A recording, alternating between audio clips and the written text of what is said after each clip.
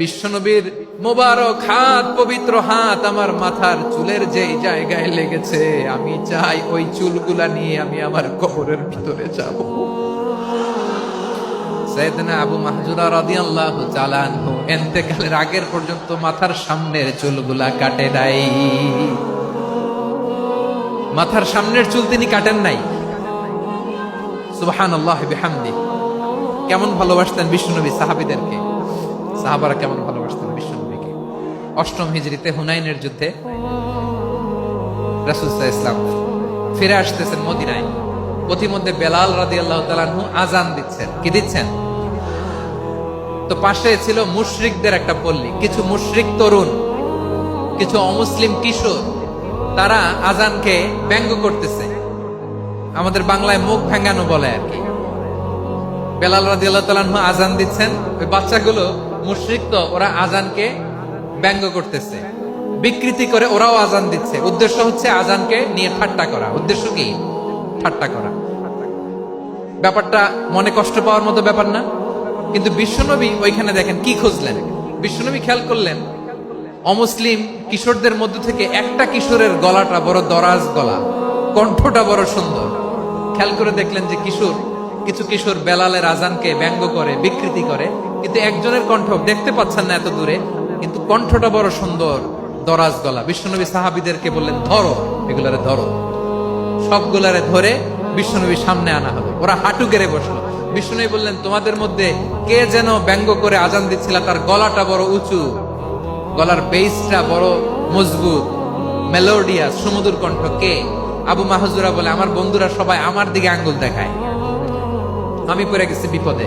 রাসূল সাল্লাল্লাহু আলাইহি ওয়াসাল্লাম বাকি অমুসলিম তরুণদেরকে ছেড়ে দিলেন, বললেন তোমরা যাও। এবার আবু মাহজুরারে পাইছে। আবু মাহজুরার চুলের মধ্যে হাত দিলেন বিশ্বনবী, মাথায় হাত দিয়ে বললেন, এবার আযান দাও দেখি। আবু মাহজুরা বলে, আমি তো আযান দিতে জানি না, কারণ আমি তো বেলালেরটা শুইনা দিছি, আমার তো মুখস্থ নাই, আমি তো আযান দিতে জানি না। বিশ্বনবী বললেন, জানো না? তাহলে আসো, আমি তোমারে শিখাই দেই। সুবহানাল্লাহ পড়ো। আবু মাহজুরা হাঁটু গেড়ে বসে, বিশ্বনবীর মোবারক হাত আবু মাহজুরার চুলের মধ্যে। বিশ্বনবী আযানের মুআল্লিম আবু মাহজুরাকে বলতেছে, ঠিক আছে তোমারে শিখাই দিচ্ছি, আমি যা যা বলবো আমার সাথে সাথে বলো, পারবা? আবু মাহজুরা বলে, পারবো। বিশ্বনবী আযান দিচ্ছেন, মাথায় হাত দিয়ে আল্লাহু আকবার, আল্লাহু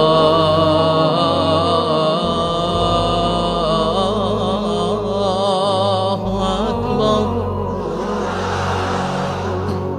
আবু মাহজুরা এই বাক্যটা পড়লেন। বিশ্বনবী দ্বিতীয় বাক্য পড়তে আরম্ভ করলেন, আল্লাহু আকবার,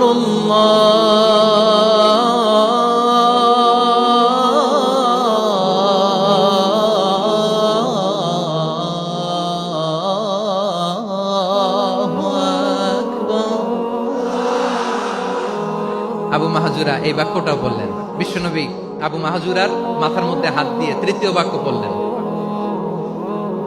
আশহাদু আল্লা ইলাহা ইল্লাল্লাহ,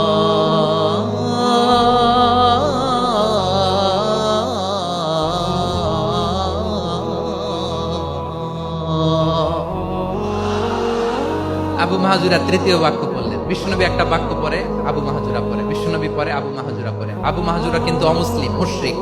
আবু মাহজুরা বলে, এক একটা বাক্য পড়ি আমার কলিজাটা গলে ঠান্ডা হয়ে যায়।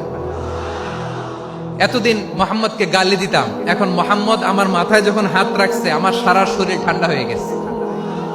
বিশ্বনবী আযান শেখাচ্ছেন, একটা একটা বাক্য পড়ে আবু মাহজুরাও পড়ে, বিশ্বনবী পড়ে, আবু মাহজুরাও পড়ে। পুরো বাক্যগুলো যখন শেষ, আযান শেষ, আবু মাহজুরাও যখন পুরো আযান পড়লেন, আবু মাহজুরা বললেন, এতদিন মুহাম্মদের চেহারা দেখলে আমার ঘৃণা লাগতো, আজ থেকে মুহাম্মদের চেহারার চেয়ে প্রিয় চেহারা আমার কাছে নাই। আবু মাহজুরা বললেন, ও মুহাম্মদ, আযানের বাক্য তো আপনি আমারে শেখালেন, এখানেই শেষ করবেন না, আপনি আমারে পড়ায় দেন, লা ইলাহা ইল্লাল্লাহু মুহাম্মাদুর রাসূলুল্লাহ সাল্লাল্লাহু আলাইহি ওয়াসাল্লাম। বিশ্বনবীর সাথে দাঁড়িয়ে উনি শাহাদা পড়ে মুসলমান হয়ে গেলেন। এবার আবু মাহজুরা বলে, ইয়া রাসূলুল্লাহ, ইয়া হাবিবাল্লাহ, আমি মুমিন হয়েছি, মুসলমান হয়েছি। আপনার কাছ থেকে আজান শিখার সৌভাগ্য আমি লাভ করেছিল নবী। আমার কণ্ঠের বড় তারিফ করেছেন আপনি, আমার আজানকে আপনি পছন্দ করেছেন। একটা জিনিস আপনার কাছে চাই, আপনি আমাকে মক্কার মসজিদুল হারামের মুয়াজ্জিন হিসেবে অ্যাপয়েন্ট করে দেন।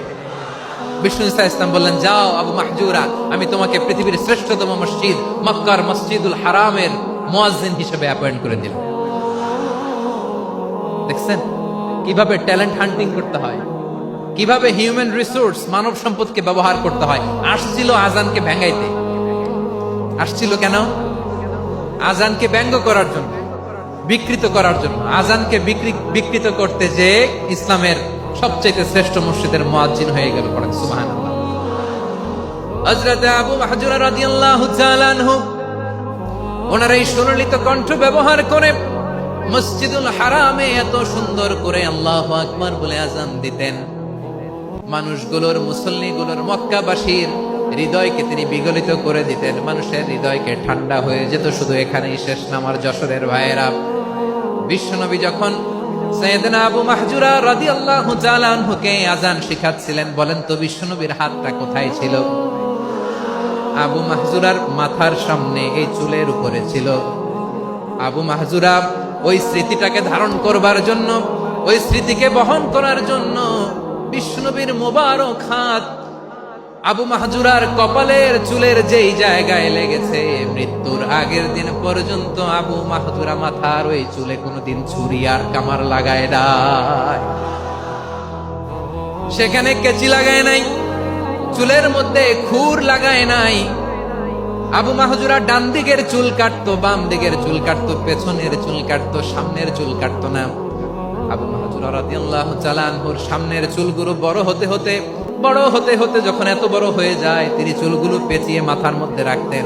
তারপরে তিনি পাগড়ি পরতেন। সবাই জিজ্ঞেস করতো, আবু মাহজুরা এটা আবার কেমন স্টাইল? দেখতে তোমারে কি বিদঘুটে লাগে, কেমন অড লাগে, কেমন খারাপ দেখা যায়। মক্কায় এমন কোন মানুষ তো দেখি নাই, ডানে চুল কাটে, বায়ে চুল কাটে, পেছনে চুল কাটে, সামনে কাটে না। ওরে আবু মাহজুরা কেমন দেখা যায় তোমারে, তুমি সামনের চুল কাটো না কেন?